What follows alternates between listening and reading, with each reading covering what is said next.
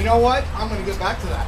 Actually, it's 150 pounds, if you can imagine that. Some of you actually, you've heard me do this talk, but it's kind of an important thing, and I'm rolling what we call the 9 steps to success out all across Successful Thinkers Network. And it's funny, I've been doing a lot of script writing and a lot of videos to help prepare for certification, for training, to create unity and synergy everywhere around the country and obviously around the globe. And when I was writing one of the scripts, I wrote the words, Successful Thinkers was launched on purpose with a purpose.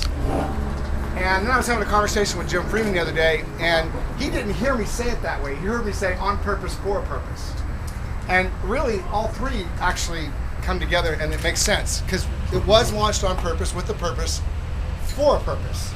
And although in the very, very beginning days, I didn't really totally understand the scope and the magnitude of what we were creating with Successful Thinkers, I obviously get it now, of course. But at the time, when we were launching this thing, I just wanted to be able to build an audience of people that could learn from other entrepreneurs. That was really the intent. And then I discovered, if I'm going to build an audience, I got to build it from scratch, right? So I got to go out there and do what we're doing. And then I realized the magnitude of what I was actually trying to accomplish. Because, I wanted to give back to the communities. And I actually, the very, very, very first event I did, I talked about 3 things. I talked about Successful Thinkers offering the opportunity for people to create business and not have to pay for it, and more business than they would probably have to go out and get if they were to work within the Successful Thinkers environment. And then the other thing was to create a way to give back to the community. And then the third one was personal development. And finally getting to that real area of personal development where it's organized. And that's part of the 9 steps for success. And so that kind of leads me to where we're going. But I wanted to say something with this whole thing that's going on with the economy around the country. I was reading an article about 2 weeks ago, and it was talking about the post office shutting down 2,700 locations because those local communities are not supporting the post offices enough. That's how serious it is. And see, because we've launched on purpose with a purpose for a purpose. If you think about this, now we're blessing this restaurant and we're blessing each other, but more importantly, if you think about the internet, you can get web designers, social media experts, you can get all kinds of people to do your business, whether it's insurance agents, financial planners, accountants. They can live anywhere in the country and even some cases around the world because of the internet. So the internet's kind of been a blessing and a curse all at the same time because it's taking business out of our communities. And what Successful Thinkers is doing on purpose is we're bringing business back to you. Otherwise, if we didn't do this, I guarantee you somebody else would get your business. I guarantee you that. Because a lot of people are just not savvy enough to be on the internet, or the competition on the internet is just absolutely ridiculous. And it's almost, I have to tell you, it hit me really big the other day when I was thinking about this as I was writing these scripts. Because of what we're doing, we're preparing for what is happening right now online. Let me explain myself. What's happening online is the mass confusion. You think about all the coupons and all the advertising that we see in the mail, right?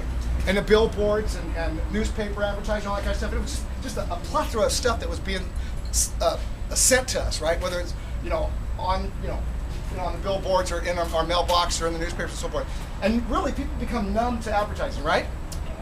Well, now on Facebook or any other social media site, what's happening? On your wall, you're getting plastered with everybody's business, aren't you? And all the business sites are allowing the same thing to happen. Everybody's just plastering their business, from weight loss to travel to insurance to buy a car, whatever, right? And so now we're getting numb to social media. So what's really cool is Successful Thinkers is prepared for you. Think about it. Because of what's going on, people are going to have to go back to the basics.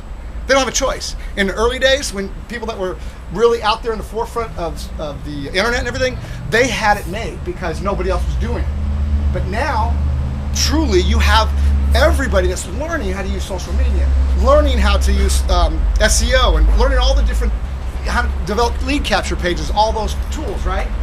So it's everybody is competing against everybody. So now the key is, with all this competition that's going on, now you have to stand out in the crowd, and this is where you do it. It's where you build those relationships. Does that make sense? And so when people talk about how much money they can make online, it's the ones that are doing the training that are making the money online. It's not the people that are going online. Does that make sense? So it's just coming right back to us. And so these 9 steps for success, I've been using 8 of these steps for 28 years. Okay? And so I'm gonna talk about 9 now. I'm gonna add 1 extra one. I'll tell you which one it is when I get to it. But the first one, which is the most common one, and for those of you who have gone through the 9 steps with me, bear with me on this, but this is something at some point in the immediate future, we're going to be teaching this and keeping it going on a regular basis every week at every chapter. We won't go through all 9 steps because that's a little bit too long. But the first one is the why, the dream. And quite honestly, I think a lot of people have kind of lost connection or touch with their dream because they've been so focused on just survival. And I was talking to somebody the other day, and I was telling them if I didn't have hope, because the hope for the dream, my dream is successful thinkers, right? So if I didn't have that hope, I wouldn't be motivated. And I would hate to think of what I would be like if I didn't have hope. I think I'd be pretty depressed, quite honestly. And a lot of people are getting stuck on watching the television and listening to the news and all the things that are going on, all the depressed state of this economy. They've lost hope. And they're not even trying to find a dream. And it is critical that we focus on something that's going to turn us on. What's our hot button? And for 28 years, I've been told this. Now, I've known about having a hot button since I was a little kid because I always wanted to be a millionaire. And so I just figured, well, I'll find somebody that can tell me how to become a millionaire. And so I had the hope or dream of becoming a millionaire. But as we get older, things change in our lives. And we lose sight of our original dream. And this is something that I've seen happen over and over and over again over the years. As I would sit down with somebody, and when I was in my youth, when I say my youth, I was in my mid-20s, and I was going out and meeting people. I would sit down and I'd ask them, so what's your dream? As I was forming them. We were sitting on one-on-ones. And a lot of people just kind of look at me and kind of laugh. Like, dude, I just want to pay my bills. And when it finally connected with someone, and I felt it and I saw it in their eyes, it was amazing what it did for me. I realized that I had the ability to turn somebody's hope back on. And this happened in probably 92 or 1991. I can't remember the exact year. But a guy called me up. My accountant told him about me. And so the guy called me.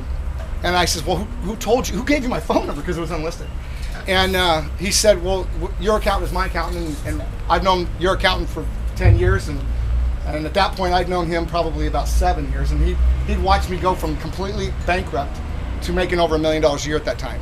Millions, actually, a couple millions. And doing millions worth of volume, dollars. And so the guy said, I'd like to sit down with you and talk about getting involved in business with you. And I said, okay. I said, well, let's hook up at 9 o'clock. And for me, 9 o'clock p.m. was what I was thinking. Or 9 o'clock in the morning was like, 9 o'clock in the morning is what I was thinking. And no, it was 9 p.m., excuse me. And that's right. And he goes, well, Jim, I'm in bed by 9. He goes, I'm 55 years old. I'm asleep by 9 o'clock at night. I said, well, that's when you're going to meet me because I'm not working anymore. I hadn't been working for a few years at that point. And my days were dedicated to my children and playing tennis and things like that. So long story short, I happened to